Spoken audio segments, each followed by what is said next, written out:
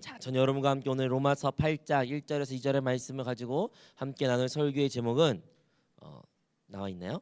알바와 아들입니다. 여러분 혹시 1만 시간 법칙이라는 단어 들어보신 적 있습니까? 말콤 글랜드웰이 썼던 저서 중에 아웃라이어의 책에서 나왔던 이야기인데요. 어떠한 사람이 그 분야에서 성공하기 위해서는 적어도 그것을 1만 시간 동안 투자해야 된다라는 이야기입니다. 그만큼 물리적인 그리고 노력이 필요하다는 거죠. 성공의 밑거름에는요. 물론 그것을 성공을 보장해 준다는 것은 아니지만 노력 없이는 결코 어떤 분야에서 성공할 수 없다라는 것이 그 책에서 강조하는 점입니다. 제가 1만 시간을 한번 환산해 봤습니다. 환산해 보니까 우리 자는 시간 8시간을 제외하고 하루에 16시간 열심히 그 한 분야만 하겠다. 그래서 1만 시간을 도달하기 위해서는 대략 625일이 필요합니다. 625일. 뭐 대략적으로 2년 정도 필요하다는 것이죠. 잠만 자는 것을 제외하고 그것만 열심히 해도 2년이 걸린다는 겁니다. 1만 시간을 채우기 위해서는요. 여러분은 그렇게 열정적으로 한 분야에 열정을 쏟고 그것을 위해 노력했던 것이 있으십니까? 없나요? 우리가 나중에 그리고 혹은 지금 있는 분들 계시겠지만 우리는 언젠가는 반드시 우리가 원하는 그 한 가지 위해서 그런 열정과 사랑과 시간과 노력을 쏟을 수밖에 없는 존재입니다. 그러면 우리의 인생 한번 돌아봅시다. 여러분의 삶은 이제 여기 산 사람들은 누구는 15년, 16년, 17년, 20년, 30년, 40년, 50년, 60년 뭐 다양한 연령이 있지만 우리는 각각 수십 년의 인생이라는 시간을 살아왔습니다. 그렇다면 여러분은 여러분의 인생에 정말로 나는 내 인생에서 전문가다라고 말할 수 있으십니까? 우리가 자기 인생을 수없이 수많은 경험, 수많은 선택, 수많은 것들을 배웠다고 우리는 생각하지만 그러면 여러분 그렇게 많은 것을 인생을 통해서 선택을 통해서 배웠다고 한다면 여러분 그러면 앞으로의 여러분의 삶에 나는 이제 잘 살 자신 있어. 나는 많은 것을 배웠고 깨달았기 때문에 이제 나는 잘 살 거야 라고 확신할 수 있는 분이 혹시 이 자리에 계십니까? 대부분은 그렇지 않을 것입니다. 아무리 우리가 인생을 그것이 10년이 됐든 20년이 됐든 30년이 됐든 그 수년에 따라 상관없이 우리가 살면 살수록 우리의 삶에 대한 결론을 지을 수 있는 것은 우리가 많은 것이 부족했고 우리가 선택한 것에 많은 것에 후회가 있다는 것을 우리가 압니다. 참 신기하죠? 어떠한 분야에서 10년 열심히 하면 전문가다, 20년, 30년 되면 문화재다 이런 이야기를 하는데 왜 우리는 우리 인생에 대해서는 우리의 삶에 대해서는 그러한 전문가가 될 수 없을까요? 우리는 모두 우리의 인생의 선택에 대한 전문가, 탁월한 사람, 이러한 사람으로 살고 싶은데 왜 우리는 그런 삶을 살지 못할까요? 그것은 바로 우리에게는 문제가 있기 때문입니다. 무슨 문제입니까? 바로 타락, 죄의 문제가 있다는 것이죠. 하나님께서는 원래 우리를 하나님의 형상대로 하나님의 모양대로 우리를 창조했습니다. 사람을 창조했습니다. 그래서 우리는 하나님의 영광을 이 땅 가운데 나타낼 수 있는 존재입니다. 하나님이 가장 아름답고 보시기에 심히 좋았다고 말씀하신 것처럼 우리를 창조하셨습니다. 그런데 우리가 우리 스스로 볼 때 우리는 어떠합니까? 여러분은 여러분 자신을 사랑하십니까? 너무나 사랑스러워가지고 자신감이 넘치고 그래 다른 사람이 뭐라 말하든 나는 내가 정말 존귀한 존재야. 나는 다른 사람의 어떠한 평가와 어떠한 시선 상관없이 나는 사랑받는 존재고 나는 위대한 하나님의 걸작품이야. 이러한 자신감 있게 살고 계십니까? 아니면 자기 자신에 대한 비판과 정죄와 또한 부끄러움과 부족함과 심지어는 나중엔 자기 증오, 자기의 바보스러움 이러한 것으로 인하여 실망한 모습이 많이 있으십니까? 이것은 다 어디서부터 나오는 것일까요? 바로 우리의 죄에서부터 비롯된 겁니다. 그러면 죄는 왜 우리 이러한 모습으로 만든 것일까요? 왜 우리 이렇게 망가뜨린 것일까요? 그것은 죄가 하나님과의 교제를 상실하기 때문입니다. 여러분 죄가 무서운 것은 죄 때문에 물론 무섭지만 죄로 인한 결과 즉 하나님과의 교통, 하나님과의 교제를 완전히 막기 때문입니다. 우리가 하나님한테 죄인이라는 뜻은 아담과 그리고 그의 모든 후손들이 죄의 문제를 가졌다는 뜻은 우리는 하나님과의 교제를 하나님과의 관계가 깨어졌다는 것을 의미합니다. 우리는 하나님과 이제 원수가 되었습니다. 우리를 창조하시고 누구보다 우리를 잘 아신 분이지만 그분과는 우리는 이제 어떠한 이야기를 교통을 느낌을 가질 수 없고 어떠한 관계도 가질 수 없다는 것이 우리의 운명이었습니다. 이것이 바로 어디서 비롯된 것입니까? 바로 사람들의 인간의 교만에서부터 비롯된 것입니다. 하나님의 말씀을 불순종하고 하나님의 말씀에 거역하고 스스로 나의 길을 선택했다. 스스로 내가 하나님의 자리에 서겠다. 스스로 나 이러한 결과의 그러한 선택의 결과가 무엇입니까? 바로 아담이 선택했던 것처럼 그리고 오늘날 인류가 상황에 놓인 것처럼 우리는 하나님과의 단절을 가지게 됩니다. 하지만 사랑하는 성도 여러분, 절망하지 마십시오. 하나님께서 우리를 결코 버리지 아니하시고 그분의 하나밖에 없는 독생자 예수 그리스도를 예수님을 이 땅에 보내시어 우리를 구원하신 줄로 믿습니다. 우리를 구원하기 위해 독생자 예수님이 이 땅에 오셨고 우리를 위하여 십자가를 지셨고 그 십자가에서 죄 없으신 분이시지만 우리를 사랑하사 우리를 대신하여 모든 물과 피를 쏟았습니다. 제가 이 말을 많이 하기 때문에 너무나도 익숙한 표현일 수도 있지만 여러분, 누구를 위해서 죽는 것이 결코 쉬운 일이 아닙니다. 자녀를 둔 사람으로서 나의 자녀가 다른 사람을 위해서 죽는 것은 더 말이 되지 않는 일입니다. 여러분도 한번 아파 보십시오. 여러분 한번 손을 다치거나 손에 큰 상처를 나 보십시오. 많이 아프지 않습니까? 근데 그 고통을 내가 안 당해도 되는데, 당할 필요가 없는데 다른 사람이 마땅히 당해야 되는데 내가 그 사람 대신 그 고통을 당하겠다라는 사람이 이 자리에 과연 몇이나 있을까요? 근데 예수님은 우리의 이 죄의 문제, 하나님과의 교제가 끊긴 우리를 위하여 친히 순종으로 복종으로 하나님께 나아가 십자가에서 죽으셨고 모든 물과 피를 쏟으신 것을 우리는 기억해야 되며 감사해야 됩니다. 그러므로 예수님의 십자가의 그 공로를 통해 그분의 부활하심을 통해 이제 예수 그리스도를 영접한 우리는 이제 하나님과의 관계가 회복되었습니다. 그래서 예수님을 우리가 흔히 말하는 화목 제물, 하나님과 관계를 회복하시는 우리의 제물이 되셨다고 우리는 말합니다. 오직 예수님을 통해서만이 우리는 하나님의 관계가 회복됩니다. 그러므로 하나님의 자녀 되기 위해서는 예수 그리스도를 영접하면 됩니다. 그러므로 사랑하는 여러분, 여러분이 예수님을 구주로 영접하셨습니까? 그러면 여러분 하나님의 자녀가 된 줄로 믿습니다. 자, 여러분, 그럼 여러분 하나님의 자녀가 되었습니다. 여러분 아멘이라고 고백했습니다. 그러면 여러분 하나님의 자녀로서의 그 영광 아니면 그 자부심, 프라이드가 가지고 계십니까? 여러분의 삶 가운데 그러한 당당함이 있으십니까? 아니면 여전히 그것을 아멘이라고 말 안 했지만 이전과 다르지 않는 삶 혹시 살고 계신 것은 아닙니까? 왜 우리는 이전과 살고 다른 모습이 아닐까요? 아까 말한 것처럼 우리 인생에서 그렇게 수십 년을 살았는데 우리의 인생의 전문가가 안 된 것처럼 신앙생활을 이 자리에 누구는 5년, 10년, 20년, 못해 신앙하신 분들은 막 30년, 50년 하신 분들도 계실 수 있습니다. 여러분은 신앙생활에 전문가이십니까? 신앙생활은 이런 것이야 라고 이렇게 당당히 말하실 수 있습니까? 아니면 여전히 신앙생활에 갸웃 물음표를 하면서 잘 모르겠다, 나는 어떻게 살지 모르겠다 이러한 혹시 의문점을 갖고 있는 것은 아닙니까? 왜 그럴까요? 그것은 우리의 신앙생활의 올바른 방향을 갖지 않았기 때문입니다. 여러분, 우리의 신앙생활 어디서부터 어긋났을까요? 왜 우리의 신앙생활 가운데 이렇게 연약하고 약하고 적극적인 것보다 소극적이고 부정적이고 불만과 불평이 우리 삶 가운데 많은 것일까요? 첫 번째, 오늘 본문 말씀처럼 기록된 것처럼 우리는 우리의 생각을 먼저 점검해야 됩니다. 로마서 8장 5절에는 이런 말씀이 기록되어 있습니다. 육신을 따르는 자는 육신의 일을, 영을 따르는 자는 영의 일을 생각하나니.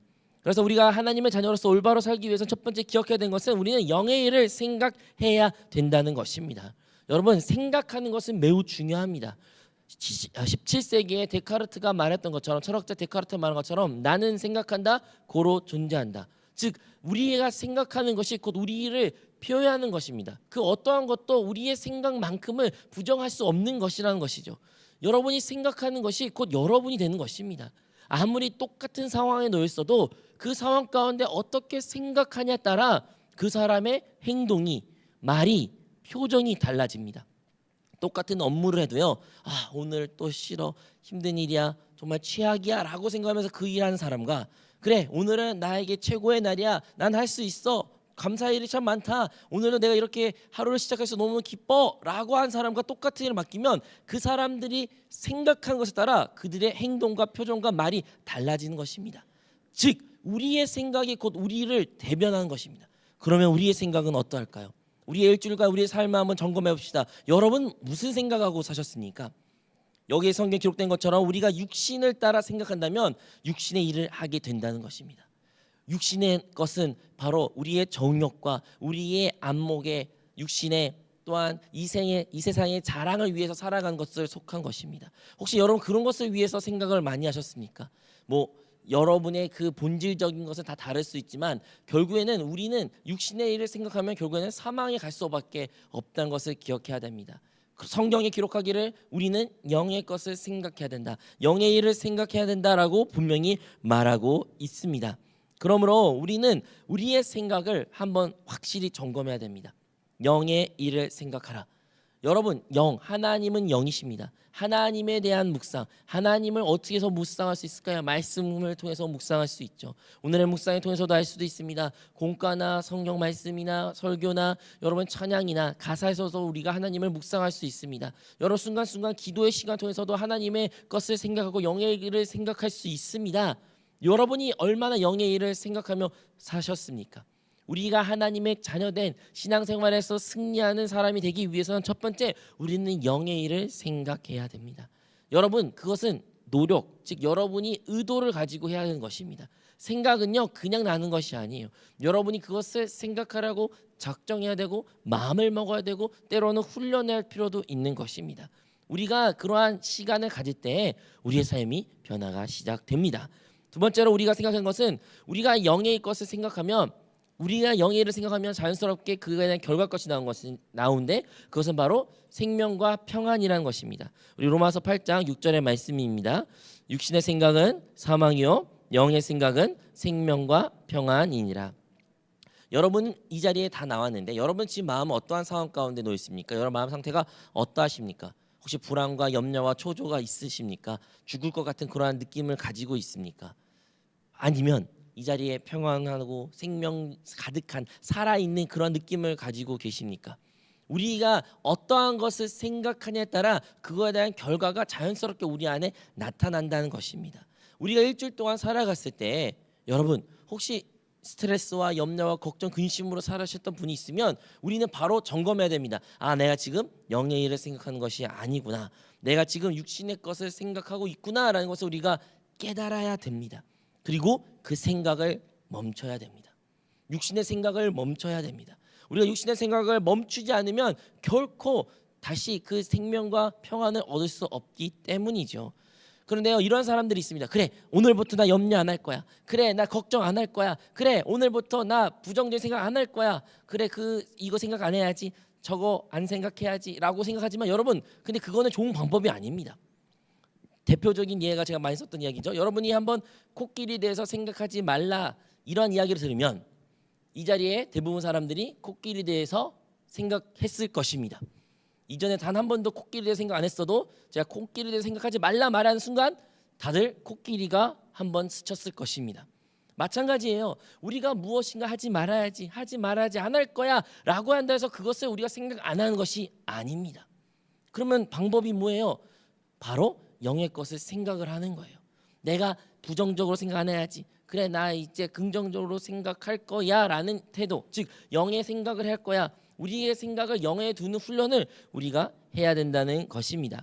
그럼 우리가 영의 것을 생각하게 된다면 우리의 자연스러운 결과는 생명과 평안이다. 조인기 목사님이 좋은 예화를 주셨죠. 많은 경우에는 우리가 기도를 합니다. 언제까지 기도해야 될까요? 언제까지 기도해야 될까요? 바로 생명과 평안이 느껴질 때까지 기도해야 된다라고 조인기 목사님이 말씀하셨습니다. 이 말씀이 무슨 뜻이냐면 우리가 어떤 문제가 있어요. 내가 그것이 취업일 수도 있고 비전의 문제일 수도 있고 질병의 문제일 수도 있고 가정의 문제일 수도 있지만 그 문제 가지고 기도를 하는데 성도님들은 항상 그 이루어진 것을 바라보며 기도하라고 말씀하지만 언제까지 기도합니까? 물어볼 때 언제까지 기도하라고요? 여러분이 그 문제에 대한 생명과 평안을 얻을 때까지. 여러분 그것을 얻으시면 그때부터 여러분은 진정한 감사의 기도를 드릴 수 있게 되는 것입니다. 너희들은 염려하지 말고 다만 기도와 감사함으로 하나님께 아뢰라고 말씀하신 것처럼 우리가 우리의 삶 가운데 그 생명과 평안이 얼마나 중요한지 기억해야 됩니다. 그리스도인들은 생명과 평안을 누리는 사람들입니다. 결코 큰 율례와 율법으로 말미암아 무거운 짐을 지고 피곤하고 힘든 신앙생활을 하는 것이 아니라 항상 예수 그리스도 안에서 생명과 평안을 누리는 자임을 기억하시기 바랍니다. 우리가 이렇게 생명과 평안을 갖게 된다면, 우리가 그것을 하루하루 살아가게 된다면 우리는 자연스럽게 어떠한 일을 하게 되냐면 영을 따라 행하게 된다는 것을 기억해야 됩니다. 로마서 8장 4절에는 이런 말씀이 기록되어 있습니다. 육신에 따르지 않고 그 영을 따라 행하는 우리에게 율법의 요구가 이루어지게 하려 하심이라. 첫 분에 육신을 따르지 않고 그 영을 따라 행하는 우리에게라고 합니다. 그 영을 따라 행하는 우리에게. 신앙생활하면서 우리는 급할 필요가 없습니다. 많은 경우에는 우리의 실수, 선택의 실수, 또한 신앙생활의 실패는 급한 것에부터 비롯됩니다. 많은 경우에서는 우리가 후회하는 것은 급하게 선택했기 때문입니다. 근데 급해서 문제일까요? 정확히 말해서 급해서 문제가 아니라 급하면서 내가 주님을 부르지 않은 것이 문제입니다. 내가 급할 때는요, 주님을 찾지 않고 주님께 묻지도 않고 주님의 인도를 구하지 않아서 문제인 것입니다. 급하다는 자체가 문제가 아니에요. 뭐가 문제라고요?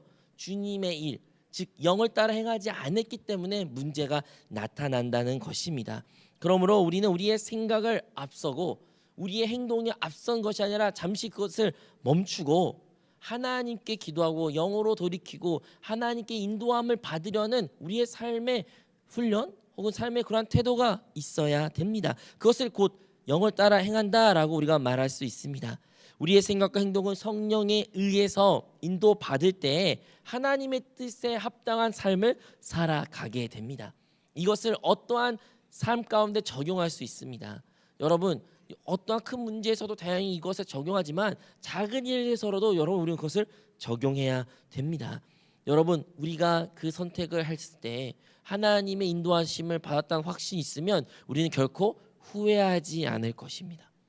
그것이 설사 결과론적으로 좋지 않게 보일지라도 우리는 결코 그것을 후회하지 않는 삶을 살 수 있습니다. 사람들은 대부분 후회로 인해서 스트레스를 받고 그 후회로 인해서 가슴 아파하며 그 후회로 인하여 결국에는 자기 인생을 비참하게 살아가는데, 그리스도인들은요, 그 성령을 따라 살아가는 사람들은요 결코 그들에게는 후회가 없습니다. 자기의 생애, 자기가 직접 그것을 보지 못했을지라도 그는 기쁨으로 그 길을 걸어갈 수 있는 사람입니다. 그런 사람이 누굽니까? 대표적으로 아브라함과 이삭과 야곱이에요. 아브라함의 주어진 약속이 무엇입니까? 너의 민족이 정말 모래알같이 많을 것이고 민족이 정말로 위대할 것이다 하지만 아브라함은 결코 그것을 보지 못했습니다. 이삭도 보지 못했고 야곱도 보지 못했습니다. 하지만 과연 그래서 그들이 하나님의 길을 걸은 것을 후회했나요? 결코 그렇지 않죠. 그것이 왜 그럴 수 있는 것일까요? 왜냐하면 하나님의 인도함을 받고 그들은 순종하며 살았기 때문입니다. 우리도 마찬가지입니다. 세상 사람들은 보이는 것의 전부라고 말하지만 사실 보이는 것이 전부가 아닙니다. 우리는 눈에 보이지 않는 그 영이신 하나님을 믿는 사람처럼 이 세상에는 눈에 보이는 것보다 보이지 않는 것이 있기에 우리가 영의 눈으로 하나님의 참된 비전과 꿈을 볼 수가 있다면 설사 우리의 육신의 눈으로 그 현상이 나타나지 아니할지라도 우리는 후회하지 않는, 도리어 감사할 수 있는 삶을 살 수 있다는 것을 우리 모두 기억하시기 바랍니다. 여러분, 영을 따라 사는 사람들, 그러면 그들의 삶의 실질적인 적용은 어떻게 나타날까요? 첫 번째는 바로 그들은 몸의 행실을 죽이는 역사를 하게 됩니다. 로마서 8장 13절에 이런 말씀이 기록되어 있습니다. 너희가 육신대로 살면 반드시 죽을 것이로되 영으로서 몸의 행실을 죽이면 살리니. 아멘. 여기서 우리가 알 수 있는 것은 뭡니까? 영으로서 몸의 행실을 죽이면, 영으로서 몸의 행실, 이 두는 대비된다는 것을 말합니다. 여러분, 성령님의 인도하심, 영의 인도하심, 하나님의 인도하심이 있을 때 그것이 쉬울 거란 착각은 하지 마십시오. 결코 우리의 원한 대로 되지 않을 것입니다. 왜 그럴까요? 왜냐하면 우리는 이 몸, 육신, 정욕을 가진 자로서 이 세상에 살아가기 때문에 우리가 원하는 것과 하나님이 원하는 것은 결코 맞지 않습니다. 하지만 어떠한 것이 더 올바른 선택일까요? 바로 하나님의 선택입니다. 아버지의 선택입니다. 그분이 가장 좋은 길로 인도하시기에 우리가 우리의 몸, 정욕대로 살려는 것들이 있을지라도 우리가 영으로서 우리의 몸 행실을 죽이게 된다면 그것이 바로 주님의 영을 따라 행하는 자들의 첫 번째 적용할 수 있는 모습이라는 것입니다. 사랑하는 여러분, 우리 한 주에 살아갔을 때 여러분 그 영의 인도함을 따라 혹시 성령의 기름 부음이, 하나님의 말씀이 여러분 오늘 아침에 아니면 순간순간의 찬양과 가사와 묵상 가운데 있다면, 혹시 여러분의 몸에 여러분 정욕과 여러분 삶 가운데 그 실천이 뭔가 괴리감이 있다면 당당하게 하나님의 말씀을 선택하십시오. 주님의 그 성령 인도하심을 선택하십시오. 성령께 순종하십시오. 그러면 우리는 생명과 평안을 누리게 될 줄로 믿습니다. 두 번째로 우리가 우리의 삶 가운데 하나님의 영으로서 사는 자들의 적용을 어떻게 할 수 있냐면 바로 하나님의 아들, 하나님의 자녀된 삶을 살게 되게 됩니다. 로마서 8장 14절 우리 같이 한번 합독하겠습니다. 무릇 하나님의 영으로 인도함을 받는 사람은 곧 하나님의 아들이라. 아멘. 여기서 하나님의 영에 인도함 받는 사람은 누가 된다는 거예요? 곧 하나님의 아들이다. 기독교는, 우리 그리스도인들은 다른 종교와 가장 큰 차이는 바로 하나님과의 관계에 있습니다. 다른 종교에서는 하나님과 그들이 말하는 신과 그리고 믿는 사람들의 복종과 피복종의 관계입니다. 하지만 우리의 그리스도인들은, 우리 기독교는 바로 아버지와 우리와의 밀접한 관계성을 강조합니다. 우리는 그냥 남남이 아니고 내가 너를 창조물로서 바라보는 것이 아니라 나의 자녀로서 하나님께서는 우리를 부르셨고 품으셨고 그리고 자녀로서 우리를 대우해주고 계십니다. 이것이 진짜 다른 것에 어디에서도 찾을 수 없는 놀라운 말입니다. 과연 어떻게 이런 일이 일어날 수 있을까요? 오직 하나님의 영으로 인도함 받을 때 우리가 이러한 것을 확신할 수 있게 되는 것입니다. 여러분, 이것은요 말로써 듣는다고 해서 그것이 믿어지거나 그것이 행동으로 나타나는 것은 아닙니다. 이러한 것을 진짜 실질적으로 느끼기 위해서는 성령님의 인도함, 그 영의 인도함을 받는 자들만이 그 하나님의 자녀됨을 진짜 확신할 수 있고 당당하게 살아갈 수 있게 되는 것입니다. 여러분이 오늘 방금 전에 말씀한 것처럼 하나님의 아들, 아버지, 하나님이 우리 아버지가 되시고 우리가 하나님의 자녀가 되는데 로마서 8장 15절에는 이러한 말씀도 기록되어 있습니다. 너희는 다시는 무서워하는 종의 영을 받지 아니하고 양자의 영을 받았으므로 우리가 아빠 아버지라고 부르짖느니라. 우리가 이제 양자의 영이라고 말하지만 이 양자의 영이라는 것은 우리 한국 사회에서 양자는 친자와 좀 차이가 크지 않습니까? 홍길동에서도 양자와 서자, 친자와 서자의 차이를 이렇게 둔 것처럼 우리 양자하면 되게 부정적인 이미지가 많은데 이때 헬라의 당시의 양자는요 진짜 친자와 똑같은 권한과 똑같은 아니 더 큰 존경과 그걸 받았습니다. 그렇기 때문에 차별이 없는 거예요. 여기서 말하는 양자는 차별이 없다는 뜻입니다. 진짜 아들처럼 우리가 하나님의 자녀가 되었다는 것을 강조하는 것입니다. 즉 왜 이렇게 진짜 하나님의 자녀로 우리를 부르셨을까요? 왜냐하면 우리에게 그 하나님의 생명을 하나님께서 우리에게 허락해 주셨기 때문입니다. 그리스도 예수를 통해서 성령님을 통해서 이제 우리에게는 하나님의 생명을 얻은 자로서 영생을 얻은 자로서 우리는 하나님의 자녀가 되었습니다. 하지만 이제 우리의 하나님에 향한 반응이 있어야 되죠. 우리의 반응은 무엇입니까? 우리는 하나님을 아버지로 대합니까? 아니면 하나님을 그냥 어떠한 멀리 계신 아저씨처럼 어떠한 사장님처럼 CEO처럼 대하십니까? 아니면 좀 불편한 어른처럼 대하십니까? 제가 재밌는 이야기를 하나 들었습니다. 어떠한 햄버거 집에 이제 큰 주문이 다음 날에 물려왔다며 전화 왔습니다. 다음 날 햄버거 300개가 주문하려고 합니다. 사장님은 어땠을까요?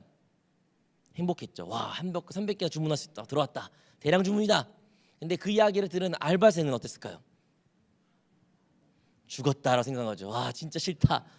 절대 안 가야지. 그래서 이제 다음 날 알바생이 원래 2명이 와야 되고, 근데 이제 사장님의 알바생 2명이 있어야 되는데 너무 힘드니까 자기 딸까지, 자녀까지 이제 말해서 좀 도와줘라. 너무 주문이 많이 있으니까 좀 도와줘라 이렇게 전화를 했답니다. 그래서 했는데 다음 날 되었습니다. 여러분 다음 날 되니까 그 사장님 핸드폰에 문자가 왔답니다. 사장님, 저 오늘부터 출근 안 하겠습니다. 사장님, 저 오늘 아파요. 못 나가요. 라고 연락이 온 거예요. 근데 그 햄버거 집에 누가 일하러 나왔을까요? 딸은 나왔어요. 투덜투덜하면서 나왔어요.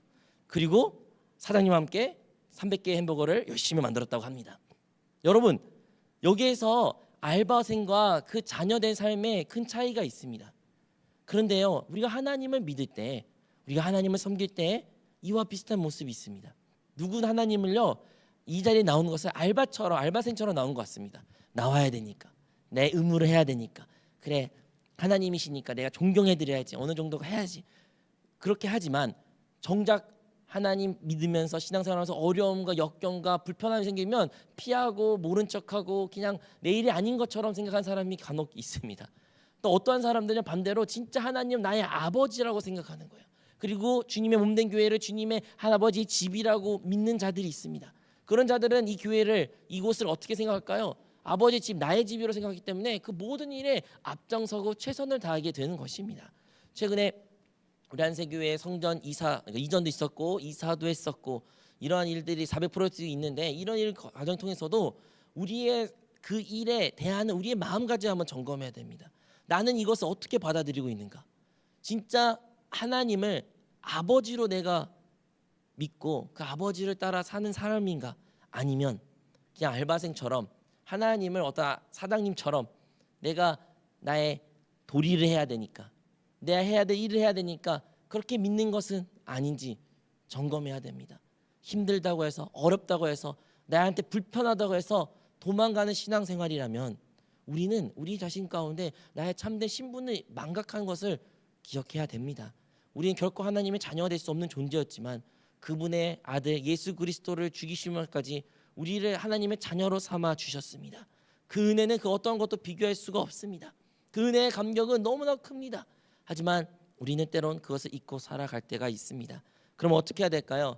다행히 회개해야죠. 하지만 회개한다고 해서 그래 이제부터 나는 하나님 말씀에 무조건 순종할 거야. 난 잘할 수 있을 거야. 이렇게 그냥 무작정으로 하는 것이 아니라 오늘 말씀에 처음부터 끝까지 말한 것처럼 무엇입니까?